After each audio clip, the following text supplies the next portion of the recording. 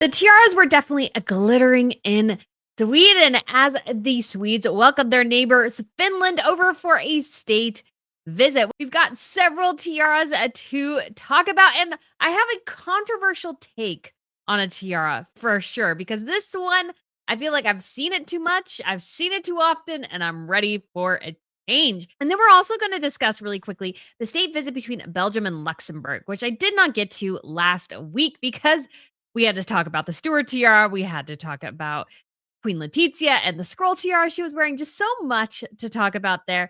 But this time we don't have quite as much because I've covered some of these other royal pieces before. So I don't want it to go over something too many times and become almost a little bit repetitive. But we are still going to discuss these, share some great information about these historical tiaras. So without further ado, let's go ahead and get started. But don't forget to subscribe if you haven't, and if you love everything that glitters, this is definitely the channel for you. We do tiaras every either Tuesday or Thursday, kind of depends on the week.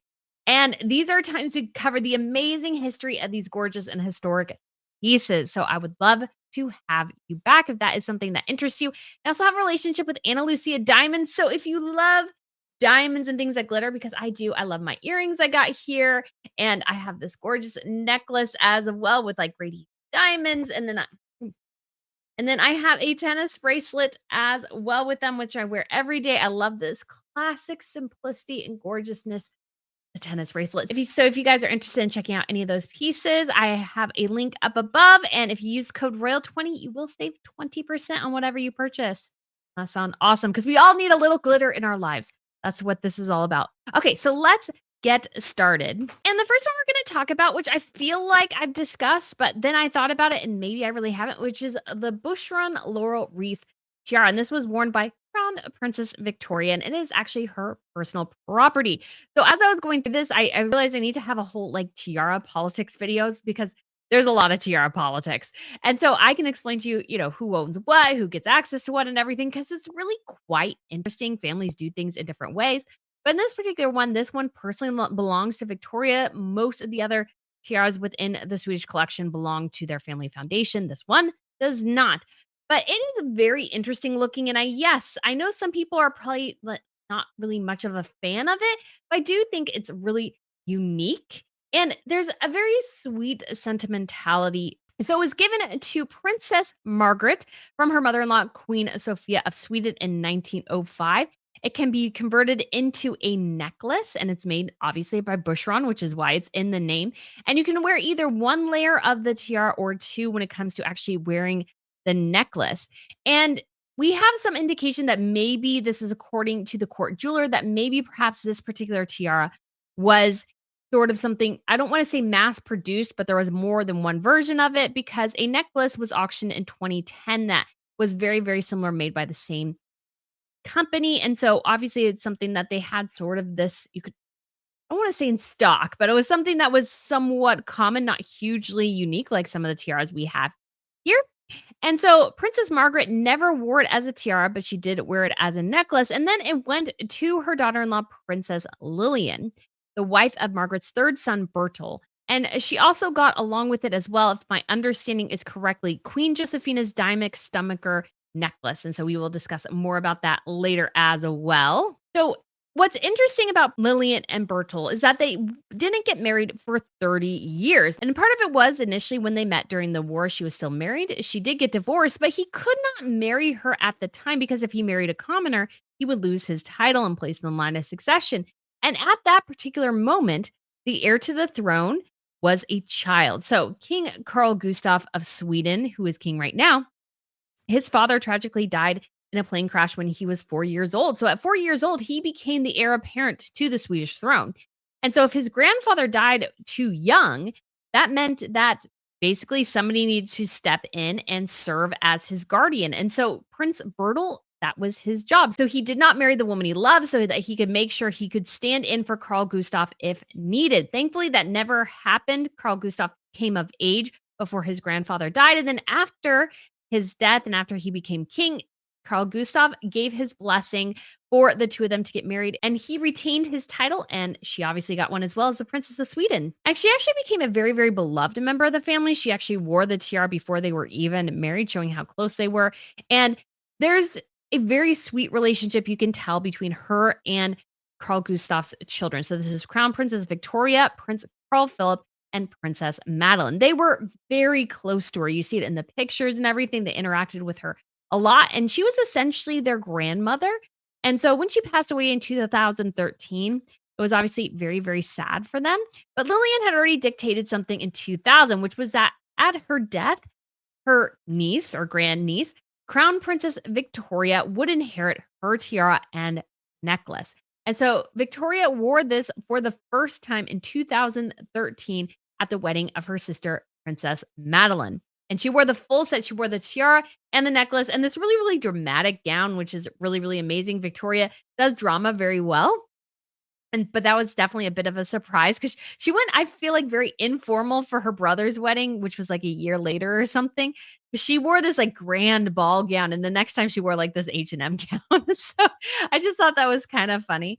Although she has worn the H&M gown in official portraits, I still like the one she wore to Crown Princess Victoria's wedding better. And I don't think she's actually worn that one since. But the dress she wore to this event was something that you could say, "Huh," but I actually sort of kind of like it. Even though it's a bit odd, it's not, you could say, fantastic or anything. I actually think it's a really, really gorgeous dress and something I really like. And so it has this interesting just feather detail on it. It's very simple. It's almost like a cape over her. It is white. It is a feather trimmed capelet gown from Tomei. Toteme. It is, I think, actually really nice. I really like it. I like that she rewore something. I think that's really great. She wore a simple diamond necklace. I mean, not simple because this is a simple diamond necklace. I mean, I do like my Ana Lucia diamonds, but this one's pretty simple. Hers has, big multi-carat diamonds on it. Mine does not, which is fine. That is life. But we all need our little glitter, right? And so I just really like this look, though, on her. It's very simple. I thought this was definitely more of an understated state visit than I was anticipating, I guess. I mean, they have another one in a couple of weeks, so I guess I had high hopes or something. I don't know. But I was like, okay, this is like a little bit not as awesome as I was thinking it was going to be. And next, we are going to talk about Queen Sylvia, and she's wearing Queen Sophia's tiara. But I always refer to it, and I first learned of it as the 9-prong tiara, which everybody doesn't sort of really like. It's not a great look. It's not bad. It was made for Queen Sophia, obviously, in 1860. So it is quite old and it looks to reflect or resemble the rising sun. And I did a longer video on the history of it when she wore it to the Nobel. So I'll link this up here as well if you're interested. And is composed of 580 diamonds remodeled from an earlier diamond comb. Apparently, this is from the Royal Watcher. And there's actually a picture where you can somewhat see it. I still don't know if I quite see it. But what is interesting actually about this particular picture is that you can actually see the stomacher there that Victoria has in her necklace that came from Princess Lillian. You can actually see it in this picture. It's not connected to the necklace as it is with Crown Princess Victoria, but it is definitely there and raises some interesting questions if like the necklace Victoria is wearing technically comes apart and then can fit that necklace. Isn't that interesting? Very interesting. And so Queen Sylvia, when she first wore this, she found it very uncomfortable. Apparently, it was pretty rigid. Some of the tiaras are actually pretty loose. There's actually one in the Swedish collection that when you put it in the case, it lies entirely flat. And so this one is not that. So she did have to reframe it. Apparently, it is a bit more comfortable because she wears it pretty frequently. And so I do think she looks absolutely lovely. The pink is gorgeous. The dress is from Georgette Rend. And so it is lovely. I think it's a repeat as well. This was all repeat. Now, maybe they're waiting for the big Danish state visit to bust out their big guns, but we shall see. And next we'll get to Princess Sophia. And I have to say right now, this is starting to get really, really old. She's wearing the same gosh darn tiara that she wears all the time, which is her wedding tiara. Now, granted, it was given to her. It's lovely. She now has like 12 toppers to it. I'm exaggerating a little bit, but now she has some dark blue topaz toppers. She has light blue topaz toppers. She has turquoise toppers, pearl toppers, I think maybe diamond toppers, emerald toppers. She has just so many citrine. I feel like it's starting to get a little ridiculous. She rewore an Oscar de la Renta gown, which isn't my favorite, but it isn't bad. But overall, I just gotta say, given the depth of the Swedish vault, I'm just getting really, really tired of her wearing the exact same tiara all the time. And it just seems a little silly to have new colors for the top of it all the time. It just seems just a little much, just a little much. Because we're gonna start getting to the point where she's gonna need, she's gonna need purple ones, red ones. She might even get other blue ones, for sapphires or something. I think at this point, rubies and probably sapphires are probably gonna be too expensive for a tiara like this, given that obviously her husband is lower in the line of succession, but it's just starting to feel a little excessive at this point. Like that she needs every color in the rainbow. She can match her gown to every color she's wearing every single time. And it's just not working for me anymore. It's just not.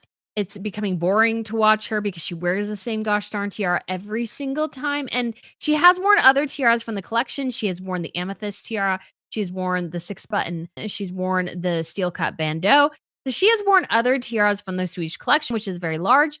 But for some reason, and maybe it could be just personal preference. It could maybe dynamics within the family, which is why we need to have a tiara politics video. So we can go over all the various, I don't want to call it infighting because that's not what it is, but your pecking order and your blood relation do dictate what you can take from the vault. It 100% does.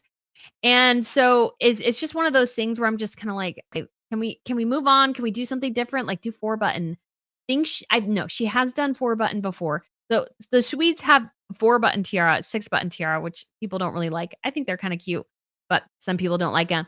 And then the steel cap bandeau, and obviously the most I would say historically important would be the amethyst tiara. But again, given that she's lower in the line of succession and not a blood royal, she probably gets mostly last pick. And so maybe this is her way of going, I just want a particular gemstone that matches my dress all the time. But this is obviously a bit of a rant, but I just think I would rather her take from the vault. I feel like it's been a while since we've seen the 6-button or the 4-button.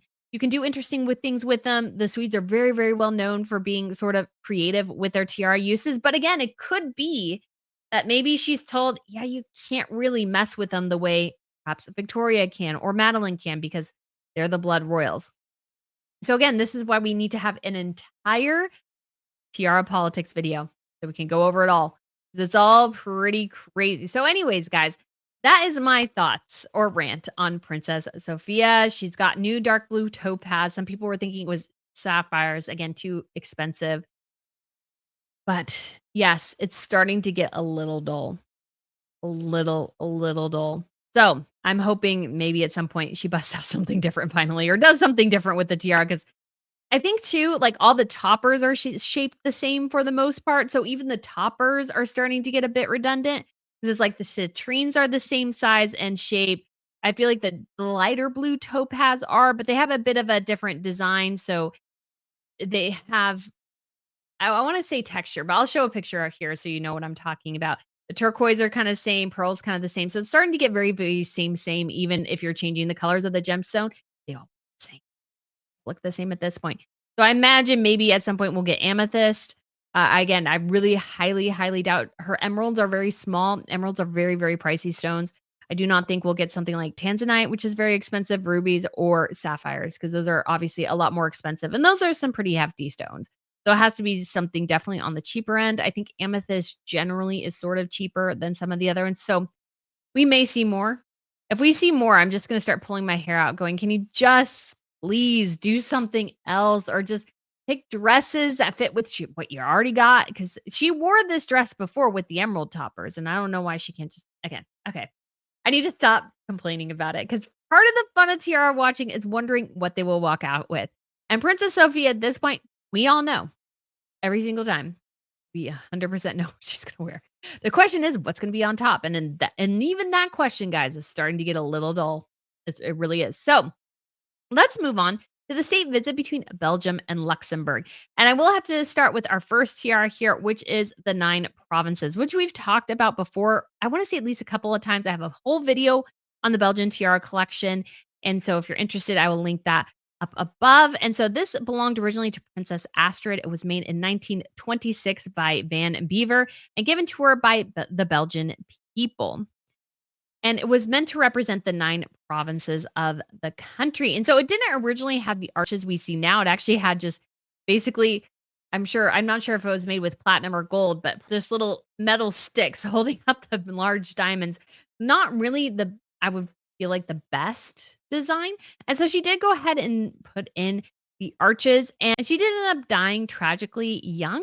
And so it was inherited by King Leopold's next wife, Princess Lillian, but she never did wear the full tiara. She wore bits of it. She wore some of it, the bandeau base as a bracelet. You could also wear that as a choker. She took out the different diamonds and everything and had some fun playing with it, but didn't wear the full set. And the next queen who did wear the full set, though, was Queen Fabiola, and then eventually Paula, and then now Queen Mathilde.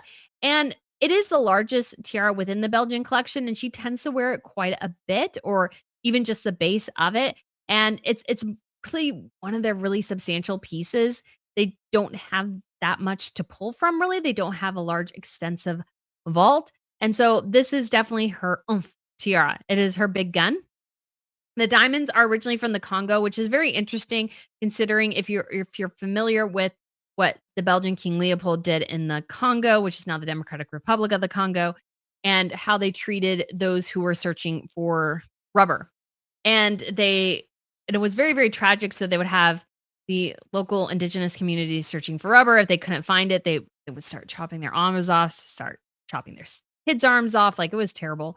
And so there is a book about it if you're interested. I have not read it, but I would see it forever in the library. It's called King Leopold's Ghost. And so it's about that. And so I just wanted to reference that, not making any comments really on, I know there's so many times people comment and talk about colonialism and everything, not really going there, just pointing that out, that it is interesting history.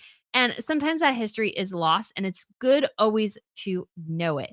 Knowledge is the key to success in many ways, I feel like. Also, hard work, diligence, getting a job in the area you will be successful in. All those are good things. Mhm. All right. So, last we're going to talk about is one from the Luxembourg collection. And I have never discussed the Luxembourg tiara collection yet. And there's sort of a reason why. I like any of them. There is not a single tiara in the Luxembourg collection where I'm like, oh, that one, that one's amazing. I haven't there. I'm so sorry. So if you love the Luxembourg collection, they do have quite an impressive one called like the Empress Tiara, which I've only seen Grand Duchess Maria Theresa wear once, and that was at the wedding of Crown Princess Victoria. It sort of overwhelmed her because she's sort of on the short side. And so there's just nothing in the collection that I'm going, yeah, I want to know more about that. So I do apologize, but honestly, sometimes goes with your interests. You got to be interested in something that just doesn't do much for me. But this is an opportunity to discuss, and it has a bit of an interesting history. It was given to Princess Josephine Charlotte of Belgium when she married Grand Duke Jean of Luxembourg in 1953. She wore this one at her wedding. It was made of 854 diamonds set in platinum, weighing 46.42 carats, made by Henry Guzmans.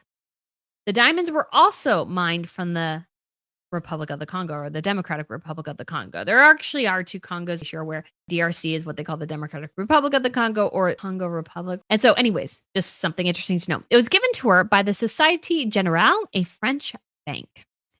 And so there is a large diamond that you can detach. It weighs 8 carats, and you can place that in a ring. And the central element can also be detached and worn as a brooch.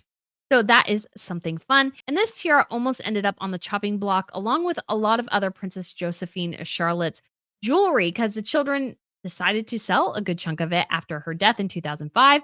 There was a bit of a public outcry after they started trying to do that. And so they did back off, although several of the pieces were quietly sold later. But this particular tiara was not, and it's become somewhat a favorite of Maria Theresa, Grand Duchess Maria Theresa. And so she wore this recently with a huge aquamarine pearl set. And so it looks gorgeous, although I will say it's not a design that I'm like, wow, that really captures my imagination or something. It just doesn't.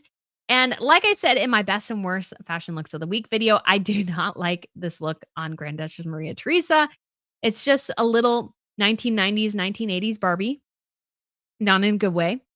And I think the colors are clashing. So she's wearing a huge aquamarine set, which is very noticeable, against her order, which is a maroon purple shape. And then she has the which she knows she would wear. And then the pink satin overlay shawl thing, which doesn't really work with the blue. And I think she's wearing black. And so we have blue, black, pink, maroon, and yeah, all those kind of clashing with each other. So to me, it's just not a great look. The tiara is fabulous as well. The jewelry is also all fabulous, but it just I don't think works together. I think she should have gone with something that was more a straight diamond or matched her dress more color-wise to what she was going to wear for the event. But you got to think of the royal order you are wearing as well. And so you got to make sure that color generally doesn't clash with what you are wearing. And you would know that they usually announce what orders you were given before the state visit commences. And so that's something you're very aware of, or you might even have it already. So it was just something where I was like, yeah, I don't think it works. But all the ladies looked lovely. So, guys, let me know what you think. What is your favorite look? And what do you think of my opinion about Princess Sophia? Are you getting bored with the interchangeable stones on top? Because I sure as heck am. I'm getting really bored with it. So, guys, again, thank you so much for watching and enjoy all the things that glitter in your life because sometimes that makes you happy, including my headband, which glitters, and my shirt, which glitters. I need a glitter tonight. So, guys, thanks again, and I shall see you soon. Bye. We don't count the carats, we count the centuries.